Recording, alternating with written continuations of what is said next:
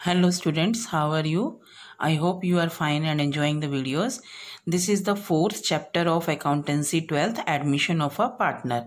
In this video, first of all, we cover the main points that why should we needed a new partner.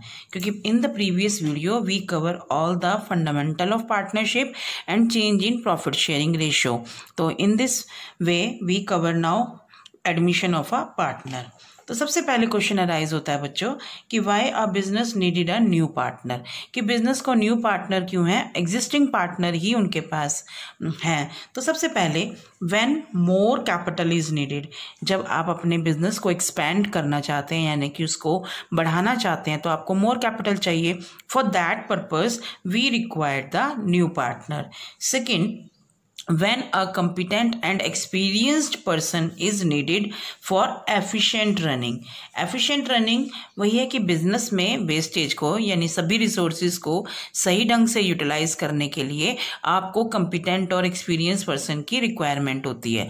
To increase the goodwill and reputation of the business, कई बार क्या होता है कि अगर कोई active partner है या नॉमिनल पार्टनर के रूप में भी हम ऐड करते हैं तो अपनी बिजनेस की गुडविल को या रेपुटेशन को इंक्रीज करने के लिए आपको नए पार्टनर की रिक्वायरमेंट होती है। To encourage a capable employees, sometime we add a employee, यानी कि जैसे हमारा कोई बिजनेस में मैनेजर है या हमारा पुराना ही कोई एम्प्लॉय है, उसको हम एनकरेज करते हैं ताकि वो हमारे बिजनेस को छोड़ के ना जाए। कैपेबल वर्ड यूज है तो इनटू द पार्टनरशिप। तो ये 3-4 कारण है बेटे जिनके कारण हमें एडमिशन न्यू पार्टनर की एक्सेप्ट करनी होती है। तो इसमें आपको मालूम ही है कि 1932 एक्ट को ही फॉलो करेंगे।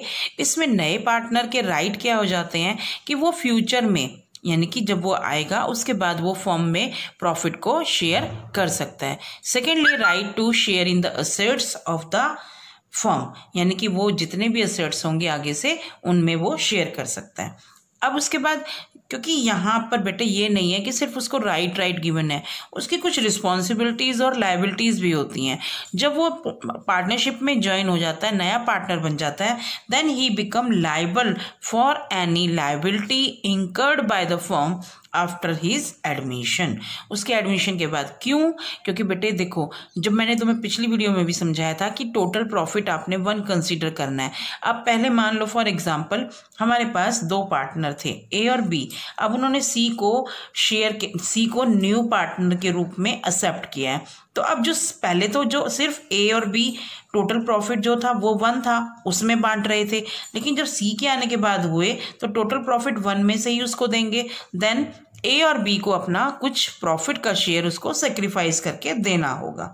तो इससे क्या क्या इफेक्ट पड़ते हैं, क्योंकि जब कोई नया पार्टनर आता है या प्रॉफिट शेयरिंग रेशियो चेंज होती है तो हमारी फर्म तो वही कंटिन्यू रहती है, लेकिन हमारी अकाउंट्स बुक्स में रिकॉन्स्टिट्यूशन हो जाता है, यानी कि नई बुक्स मेंटेन की जाती हैं। तो इसके इफेक्ट क्या क्या होते हैं? सबसे पहले, old partnership comes to an end, पुरानी पार्टनरशिप खत्म हो जाती है क्योंकि पहले जो एग्रीमेंट था वो ए और बी के बीच में था। अब क्या एग्रीमेंट बनेगा? ए, बी और सी के बीच में। तो ये वाला खत्म हो जाएगा, ये वाला रिन्यू हो जाएगा।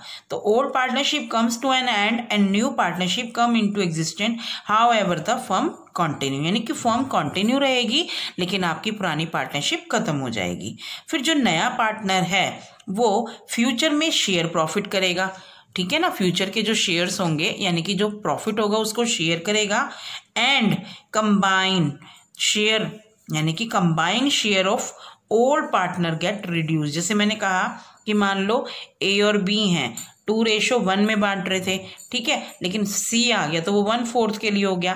पहले तो वो टोटल प्रॉफिट 1 में से बांट रहे थे, अब 1 - 1/4 करेंगे, यानी कि रिमेनिंग शेयर 3/4, इसको 2:1 में बांटेंगे। यानी कि सीधी सी बात है बेटे कि जब कोई नया पार्टनर आता है तो पुराने पार्टनर्स को अपना शेयर रिड्यूस करना पड़ता है। एडजस्टमेंट आपकी टोटल प्रॉफिट 1 में से ही होगी। I hope you understand. बेटे आगे देखो, न्यू और incoming partner contributes N agreed amount of capital in the firm, क्योंकि सबकी सहमति से वो पार्टनर को एडमिट करते हैं, नए पार्टनर को, तो नए पार्टनर को जितनी उनके बीच में एग्रीड उनका समझौता हुआ है उतनी ही वो कैपिटल लेके आएगा फर्म में। Second, incoming partner acquire right on the asset, जैसे उसके राइट होते हैं असेट्स पर, यानी कि जब उसने कैपिटल और गुडविल का पैसा पे कर देता है तो क्या होता है बेटे कि उसके उस प्रॉपर्टी पर भी पूरा हक हो जाता है। उसके बाद बेटे प्रॉपर्टी के अलावा उसको लाइबल बन जाता है लाइबिलिटीज़ को भी शेयर करने के लिए, यानी कि अगर उसकी आउटसाइड लाइबिलिटी है तो वो भी उसको शेयर करनी पड़ेगी। उसके बाद है adjustment is made for reserve accumulated profit and loss, उसके लिए उसका राइट हो जाता है कि जो उसके रिजर्व्स हैं, एक्यूमुलेटेड प्रॉफिट एंड लॉसेज हैं, उनमें भी वो पार्टिसिपेट करे, क्योंकि उसके लिए वो पे कर चुका होता है। असेट्स और लाइबिलिटीज को रीवैल्यूड और रीअसेस किया जाता है, असेट्स को रीवैल्यूड और लाइबिलिटीज को रीअसेस किया जाएगा, और जो नेट चेंजेस होंगे वो ओल्ड पार्टनर्स में उनकी ओल्ड रेशो में डिस्ट्रीब्यूट कर दिया जाएगा। ठीक है, उसके बाद goodwill of the firm is valued and is paid to sacrificing partner for their sacrifice share by gaining partner. Goodwill of the firm is valued and is paid to sacrificing partner कौन होंगे? Old partners.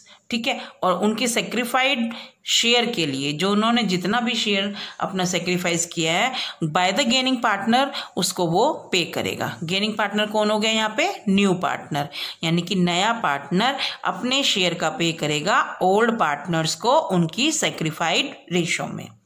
अब बेटा यहाँ से हमारे शुरू होते हैं कि अब क्या क्या चीज़ें करनी है। सबसे पहले हम इसमें कैलकुलेट करेंगे न्यू प्रॉफिट शेयरिंग रेशो।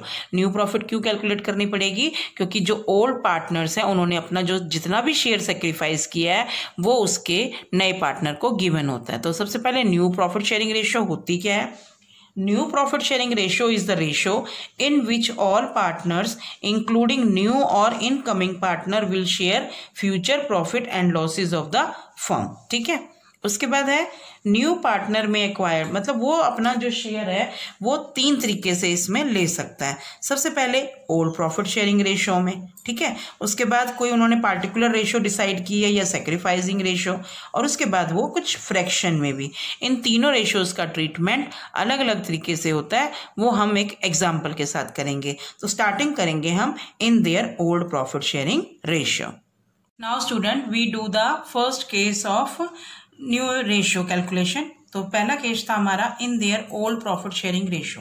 तो इसमें बेटा बनेगा when new partner acquire his share from old partners in their profit sharing ratio. जब नया पार्टनर ओल्ड पार्टनर से उनकी ओल्ड रेशो में ही शेयर लेता है। तो इसको हम एग्जांपल से करेंगे बेटे। A and B are partners sharing in the ratio 5:3। इनकी ये ओल्ड रेशो है। अब इन्होंने सी को एडमिट किया फॉर 1/4 शेयर। तो आपको मैंने पहले भी बताया हुआ है कि total share of profit is equal to 1। तो यहाँ पे और कुछ दिया नहीं हुआ, ओल्ड रेशो ही दी हुई है।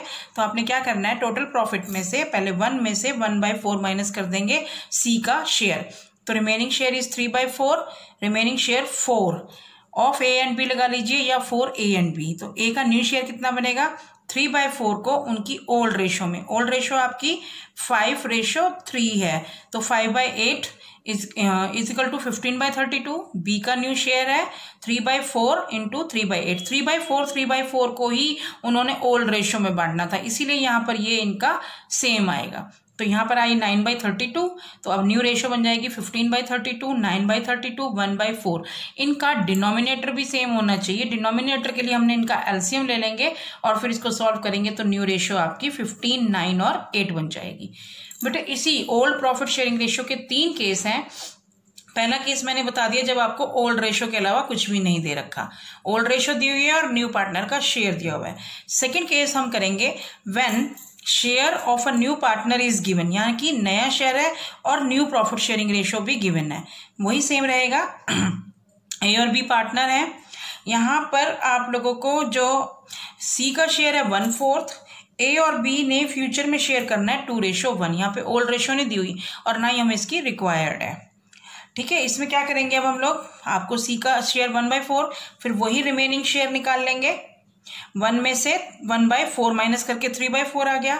अब न्यू रेशो दी हुई है कि जो रिमेनिंग शेयर है उसको किस रेशो में बांटना है, तो इसमें हमें ओल्ड रेशो की जरूरत नहीं थी, तो यहाँ पर 3/4 इंटू यहाँ पे न्यू रेशो गिवन है जैसे हमने ऊपर भी किया था 2/3 यानी 6/12।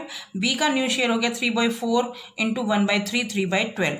अब रेशो निकालेंगे न्यू 6/12 3/12 1/4 गिवन हमने निकाली थी ऊपर, तो एलसीएम लिया 12 6 3 3। इसको सॉल्व शॉर्ट में कर देंगे तो हमारा आया 2:1:1।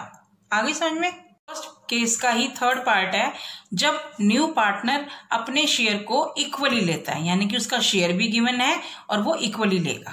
तो यहाँ पर बताया हुआ है ए और बी 5:4 में, सी को 1/10 के लिए लिए। जो ये 1/10 शेयर है वो ए और बी से इक्वल प्रोपोर्शनेट में लेगा। तो बेटे अगर 2 पार्टनर हैं तो 1/2, 3 है तो 1/3, अगर 4 है तो 1/4, यानी कि जितना भी शेयर है उसको उसके पार्टनर्स में इक्वली लेना है। तो यहाँ पे 2 पार्टनर्स हैं तो 1/2, यानी कि 1/10 का हाफ 1/2 बोलेगा 1/20 means A and B both sacrifice in 1/20 from his share, यानी कि 1/20 को जो शेयर है वो अपने हिस्सों में से सेक्रीफाइस करेंगे पुराने पार्टनर। कैसे करेंगे देखो, एज न्यू शेयर 5/9 माइनस 1/20, क्योंकि इक्वली लेना है तो यहाँ पर इसको एलसीएम लेके सॉल्व किया तो रिमेनिंग शेयर आ गया उसका नया 91/180। ऐसे बी का शेयर है 4/9 माइनस 1/20 80 माइनस 9 180, तो 71/180।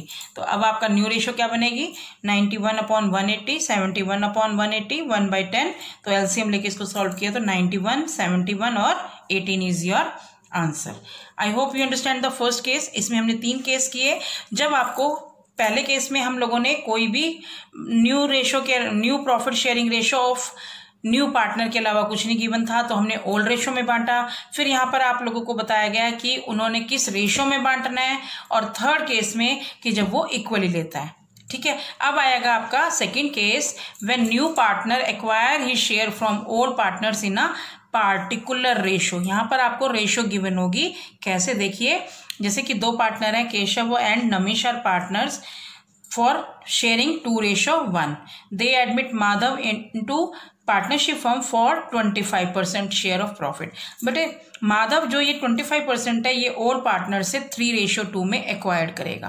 क्वेश्चन आ गया समझ में। यहाँ पर आपको पार्टिकुलर रेशो गिवन है, तो पहले सबसे पहले 25% का सॉल्व करेंगे। 25/1/4 शेयर आ गया। Madhav admit for 1/4 share.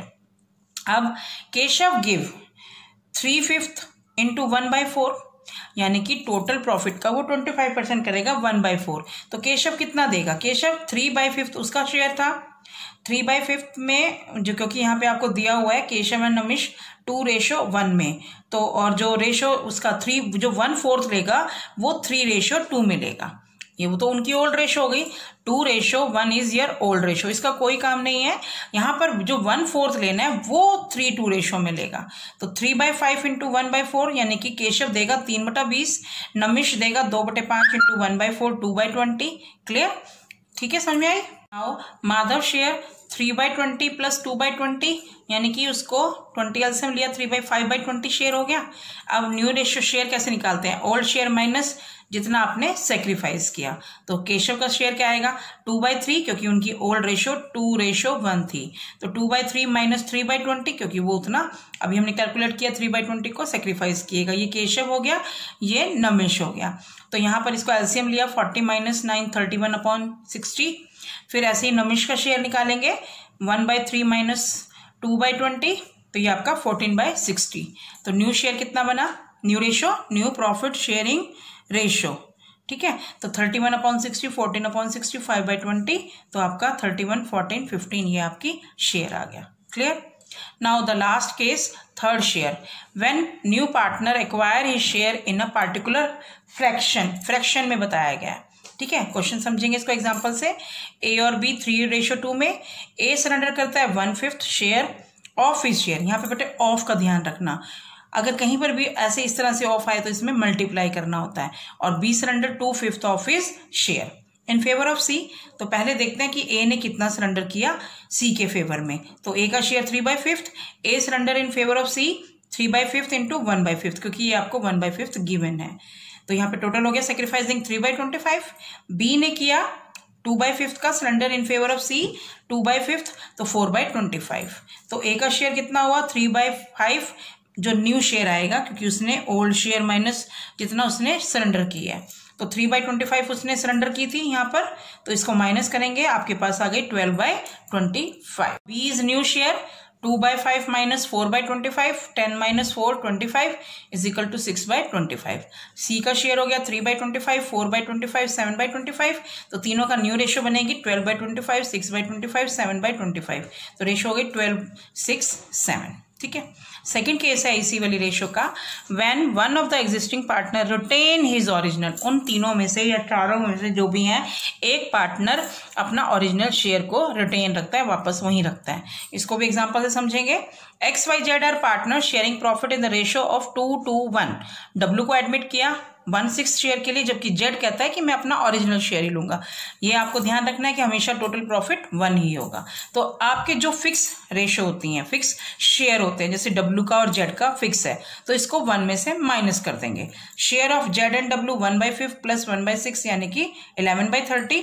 Remaining share निकालेंगे, टोटल प्रॉफिट में से जो फिक्स शेयर है उसको माइनस कर देंगे। 1 माइनस 11/30 इज इक्वल टू 19/30। अब एक्स और वाई की रेशियो कितनी रह गई 2:2 यानी कि 1:1, तो 9/30 इंटू 1/2, दोनों को इक्वली बांटना है क्योंकि इक्वल है। 19/60, 19/60। अब न्यू प्रॉफिट शेयरिंग रेशियो क्या बनेगी 19/60, 19/60, 1/5, 1/6। एलसीएम ले लिया 16, 19, 19, 12 और 10, ये आपकी न्यू रेशियो है। I hope you understand the new profit sharing ratio. If you like the video, please share the video because sharing is caring. और further वीडियोस की नोटिफिकेशन के लिए और नई वीडियोस के लिए इस चैनल को सब्सक्राइब जरूर कीजिए, क्योंकि उस नेक्स्ट टॉपिक को हम कवर करेंगे। Thank you.